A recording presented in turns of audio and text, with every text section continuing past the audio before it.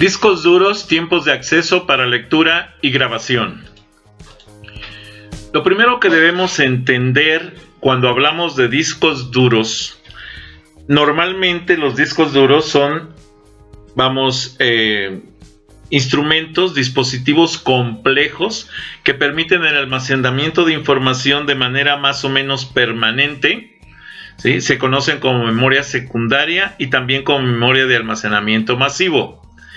En la actualidad ya muchos de estos discos están siendo reemplazados por discos, estos son discos magnéticos y están siendo reemplazados ya no por discos, sino por dispositivos digitales, como son memorias de alta velocidad, que se les llama discos de estado sólido.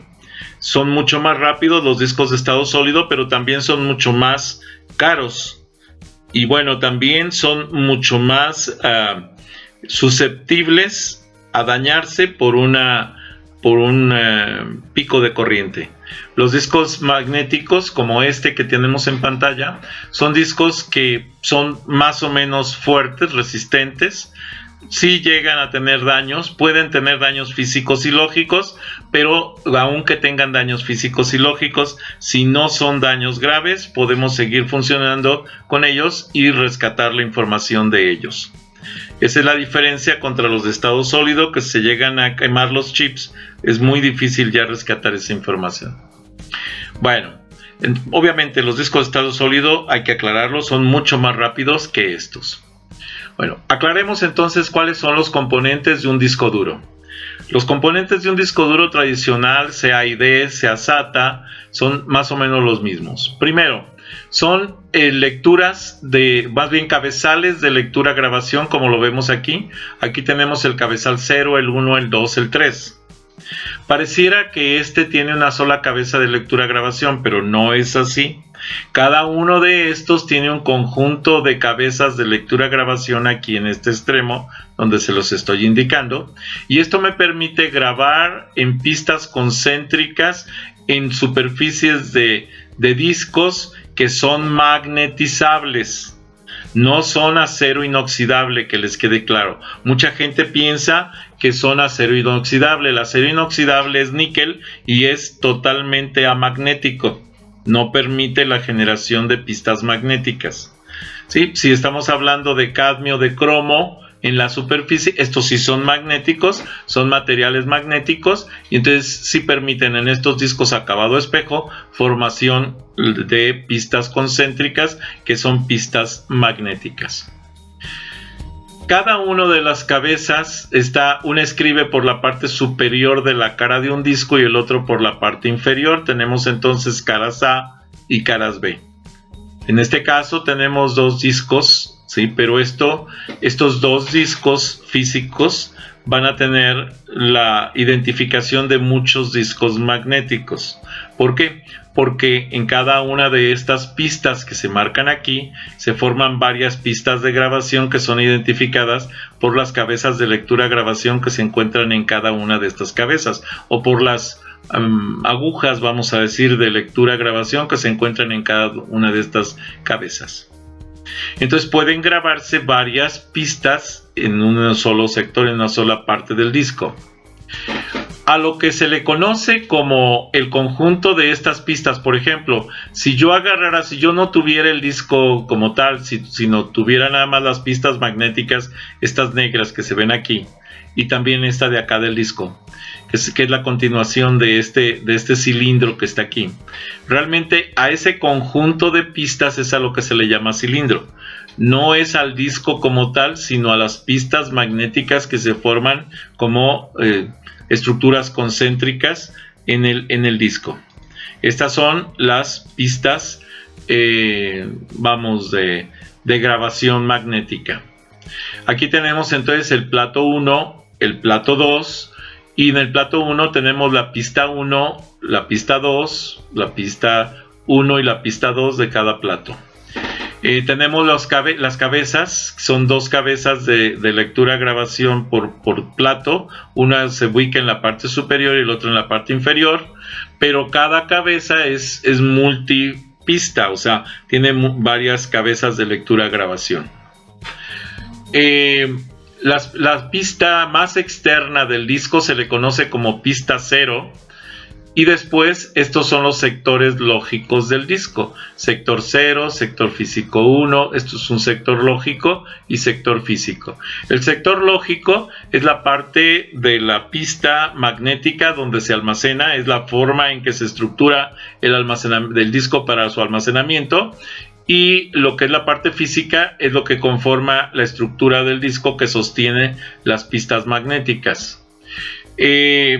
Los cabezales son accionados por lo que se conoce como accionador de cabezas, y normalmente esto funcionan con electromagnetos que sostienen las cabezas de lectura-grabación, y que son precisamente lo que les da lo que se conoce como atmósfera cero, porque debido a ese electroimán estos cabezales de lectura-grabación no tienen peso dentro del disco. Los discos se empacan en estuches al vacío, y entonces ya no generan ni fricción ni calentamiento por fricción, y no tienen peso las cabezas de lectura-grabación.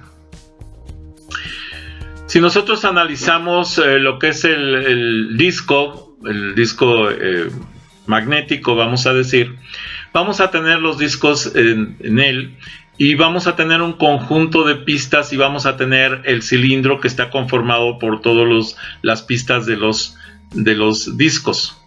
Aquí vamos a tener la cola del clúster de la pista, o sea, esto ya le llama cola del clúster, porque tenemos un cabezal, un cuerpo del clúster y una cola.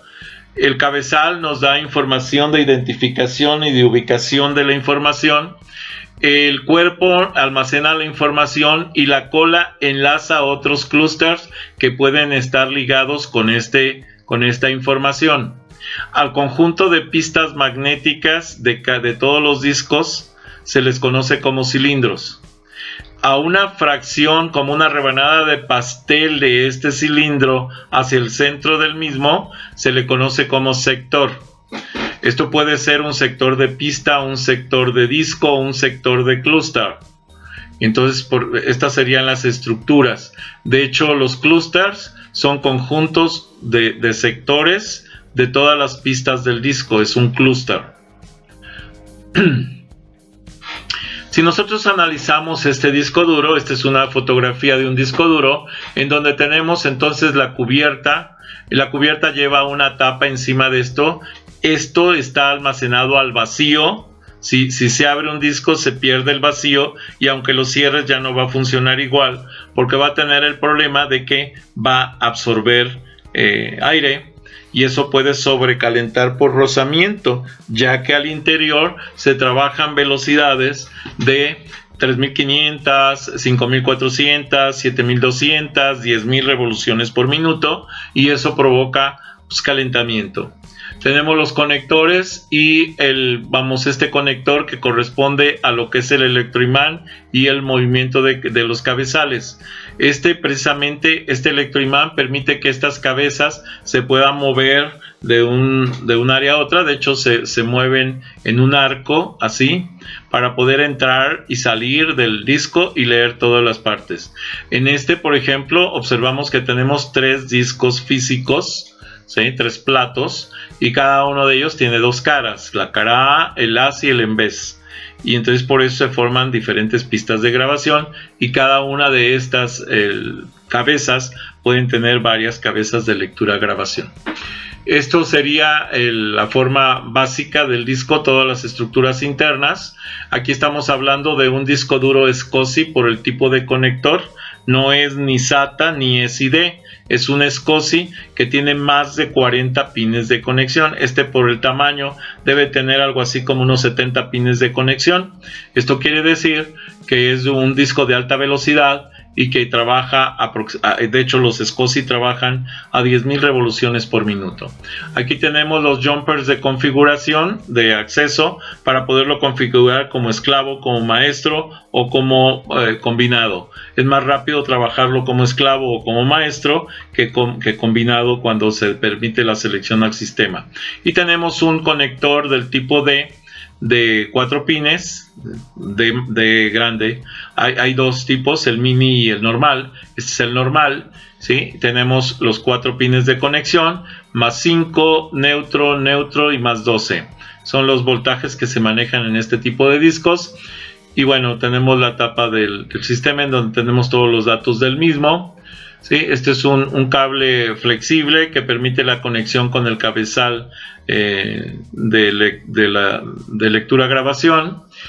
Los discos, que son los platos, bueno, los tornillos o las estructuras para fijarlo en el case o en el gabinete. Y bueno, los tornillos de la cubierta, precisamente. El centro, que es el rotor, este es el rotor del disco, debe de ser de muy alta precisión, porque en este caso este es de 10.000 revoluciones por minuto.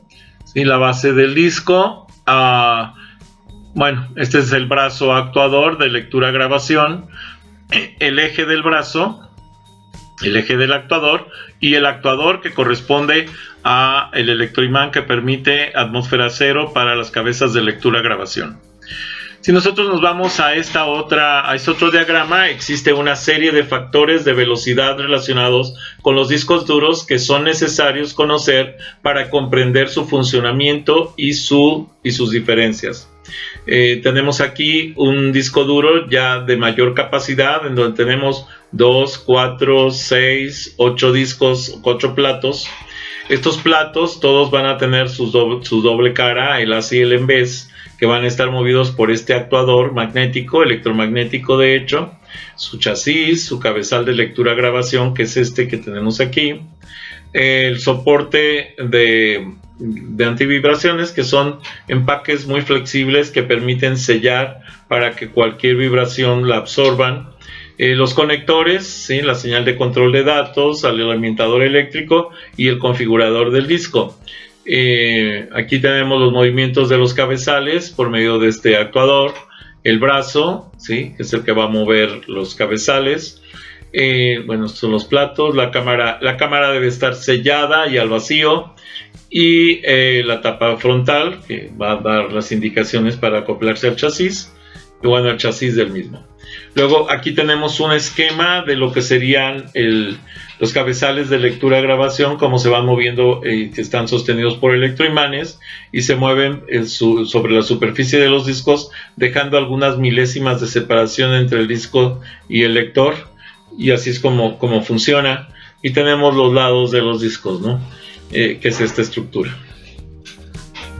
Analizando un poquito ya más a detalle, más profundamente el disco, tenemos el tiempo de búsqueda de pista a pista, el intervalo de tiempo necesario para desplazar la cabeza de lectura-grabación, la cabeza de escritura, entre una pista y otra. Ejemplo, si aquí tenemos las pistas marcadas, entonces la cabeza de lectura de grabación, si tenemos los sectores indicados aquí, estas cabezas tendrán que moverse hacia adentro o hacia afuera para localizar estas pistas y poder hacer la lectura de las mismas. En este caso tenemos 4 platos y por tanto tenemos 8 cabezas, pero estas 8 cabezas van a tener probablemente cuatro cabezales lógicos cada una, y entonces vamos a tener 32 cabezas de lectura-grabación en 8 cabezas de soporte para los 4 platos. Bueno, esto voy a regresar porque hay un detalle. Aquí me está indicando que como tenemos 4 platos y 8 cabezas, obviamente tenemos una cabeza superior y una inferior, y esa cabeza, cada una de ellas puede tener un número de cabezales específico, o cabezales magnéticos. El tiempo medio de acceso, el tiempo que tarda como media para desplazar la cabeza a la posición actual. Este tiempo promedio para accesar a una pista arbitraria es equivalente al tiempo necesario para desplazarse sobre 1/3 de las pistas del disco duro. El antiguo IBM PC XT utilizaba discos de 80 a 110 milisegundos, mientras que los nuevos discos, los discos un poco más recientes, AT, usan el disco de 28 a 40 milisegundos. Se dan cuenta, es casi una tercera parte del tiempo que tardaban antes. Y los actuales sistemas 386, 486, Pentium, que ya utilizan discos del tipo ID, utilizan menos de 20 milisegundos. De hecho, la mayoría son de 16 milisegundos. Y ya los SATA son más rápidos, y los SCSI obviamente son mucho más rápidos. Podemos estar hablando algunos hasta de 5 a 6 milisegundos para el cambio de pistas. La velocidad de rotación, ¿sí?, es el número de vueltas que por minuto que da el disco. Se conoce como RPM, y entonces podemos tener varias velocidades. Las más comunes, decíamos, son 3.500 revoluciones, 5.400 revoluciones, 7.200 revoluciones y 10.000 revoluciones. Puede haber otras, sí, incluso hay alguna, por ejemplo, de 2.500, sí, porque son discos lentos, pero la mayoría andan en la actualidad entre las 5.400, 7.200 y 10.000 revoluciones. Lo que es la latencia promedio es el promedio de tiempo que para que el disco, una vez en la pista correcta, encuentre el sector deseado, es decir, que se ubique para comenzar la lectura-grabación. Y esto es lo que tardaría. La distancia más lejana que se pueda medir de una posición del disco a otro sería la mitad del disco, precisamente, donde tendría que moverse hacia un lado o hacia el otro para poder ubicarse, y entonces la distancia que tendría que recorrer es media vuelta. La velocidad de transferencia es la velocidad a la que los datos o bits son subidos de esa memoria secundaria, que es el disco duro, a memoria principal, y dependen esencialmente de dos factores: la velocidad de rotación y la densidad de almacenamiento de los datos en la pista. Por ejemplo, un disco de 3.600 revoluciones por minuto, una revolución es 60 sobre 3.600 segundos. Estos son 16.66 milisegundos por vuelta. Si calculamos que el tiempo medio de la vuelta es la mitad de eso, serían 8.33 milisegundos. Bien, una comparativa entre un disquete y un disco duro de todos estos factores mencionados anteriormente sería, por ejemplo, un disco flexible de 360K, que eran los más rápidos, vamos a decir, de esos discos, y un disco duro HD AT30. Entonces nos van a dar los siguientes datos. El tamaño de la pista, de 6 a 12 metros por segundo. Esa es la velocidad del tiempo de recorrido de la pista. El tiempo medio de acceso va a ser de 93 milisegundos en los floppies, en los discos flexibles, mientras que va a ser de 40 a 28 en los discos de 40 a 28 metros por milisegundos, en este caso, para los discos, un disco duro del tipo AT30, que ya no son nuevos, ya son muy viejos, pero vean la velocidad, que es altísima comparada con el disco flexible. La rotación en el disco flexible son 300 revoluciones por minuto. En el disco duro, ojo, y es una revolución baja, 3.600 revoluciones por minuto. La latencia, aquí tenemos 8 milisegundos, mientras que acá tenemos 8.3 milisegundos. O sea, lo que tarda en dar una vuelta son 8.3 milisegundos, y acaba de tardar 100 milisegundos.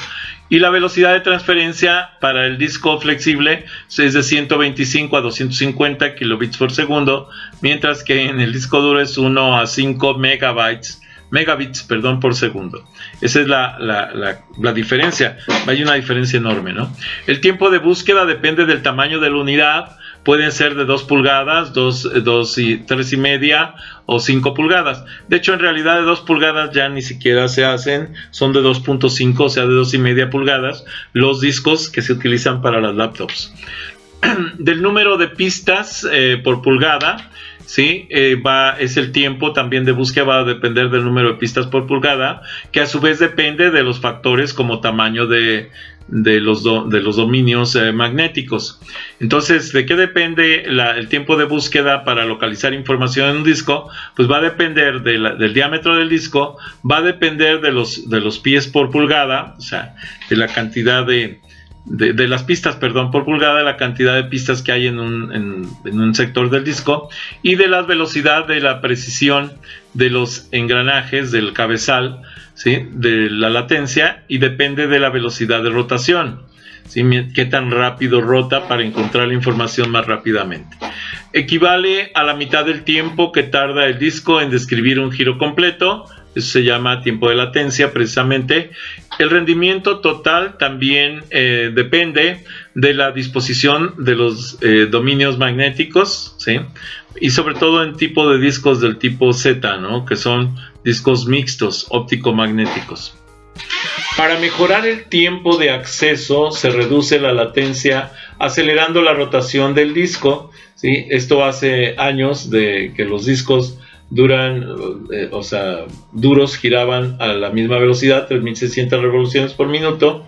Sin embargo, ojo, tenían una resultante que era de 8.3 milisegundos por revolución, pero ya las unidades de los discos más rápidas, las más actuales, giran a 5400 revoluciones por minuto y con un 50% más rápido que las anteriores. Esto nos lleva a que la latencia se reduce de 8.3 milisegundos a 5.6 milisegundos, ¿sí? Y bueno, los discos siguen usando algunos 3600 revoluciones por minuto, pero son mucho más bajos, o sea, mucho más los que utilizan ya revoluciones mayores, 5400 o 7200. Si tenemos una tabla de análisis de revoluciones por minuto, cómo han venido evolucionando, pues tenemos que están 3600, 4500, 5400, 7200, 10000. Obviamente los últimos son los más rápidos, pero también son muy caros. Entonces, normalmente tenemos discos duros entre 5400 y 7200 para el cálculo de las velocidades. Cada vuelta, por ejemplo, para el de 3600 son 16.66 milisegundos, 13.3 para el de 4500, 11.11 para el de 5400, 8.33 para el 7200 y 6 para el de 10000. Y la latencia pues es la mitad de estas vueltas, 8.33, 6.66 la mitad de esta, 5.55 la mitad de este, 8.33 la mitad de este y 3000, o sea, más bien 3 milisegundos, que son la mitad de este. Ok.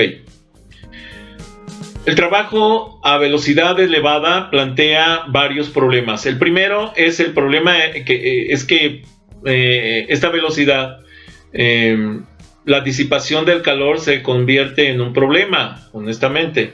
Mientras más rápido gira el disco, va a tener mayor resistencia al desplazamiento del aire y demás. Entonces, aunque esté empacado al vacío, de todos modos va a haber un cierto grado de fricción y esto puede provocar un sobrecalentamiento. El segundo es que exige usar nuevos motores articulados por fluidos para engranajes. Los actuales motores de cojinetes no permiten alcanzar las velocidades altas, y entonces normalmente se trabajan motores sin cojinetes, sin carbones, vamos a decir. Esto también nos lleva a que no provoque un sobrecalentamiento con el sistema. Entonces se utiliza la otra tecnología. Además de todas las características de las velocidades y tiempos de acceso de los discos duros, existen una serie de técnicas que nos permiten aminorar los accesos al disco, así como acelerar las transferencias de datos entre los sistemas y el dispositivo en cuestión. Una de las técnicas más conocidas de la informática para hacer esto es el uso de las memorias intermedias, memorias buffer, ¿sí?, o cachés, que son memorias de intercambio.